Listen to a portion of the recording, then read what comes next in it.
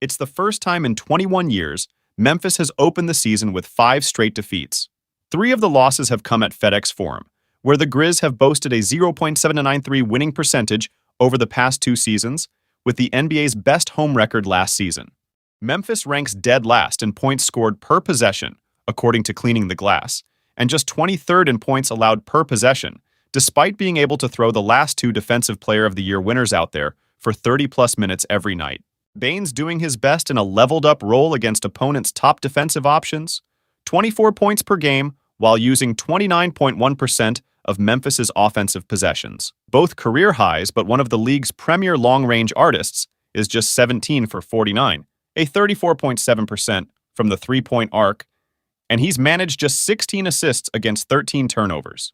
Jackson has missed more than half of his attempts inside the arc and more than 2/3 of his three-point tries. In fact, while the Grizzlies have sought to make up for Morant's absence, in part by jacking up a ton of triples, 42.8 per game, third most in the league, they've only cashed in 32.2% of them, 22nd out of 30 NBA teams.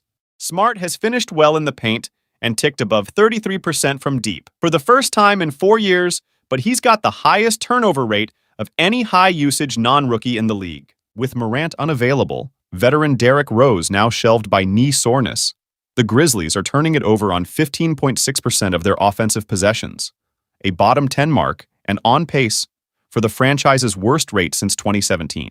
Back then, an early season absence for a beloved point guard wound up torpedoing the season. Grizzlies fans can only hope that history doesn't repeat itself. There's bad news just about everywhere you look in Bluff City, where a Grizzlies team that spent 4 seasons developing into a force to be reckoned with has struggled to adapt to the loss of several fundamental elements of its identity, even since Morant's emergence. The Grizzlies have ranked among the league's worst half-court offenses, lacking enough consistent shooting to spread opponents out and decongest the paint. Without that consistent source of north-south dribble penetration, Memphis's ability to generate up-close looks has tailed off. Only 27.5% of the Grizzlies' shots have come within 4 feet of the basket, which is the 5th lowest share in the NBA and would be the lowest mark of any Grizzlies team in the last 20 seasons.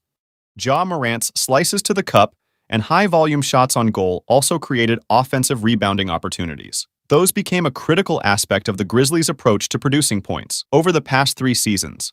With road grader Adams out for the season following knee surgery and elite backup, Brandon Clark still rehabilitating after rupturing his left Achilles tendon in March, head coach Taylor Jenkins has had to rely more on lineups featuring elevated backup Xavier Tillman, which is shooting just 37% from the field.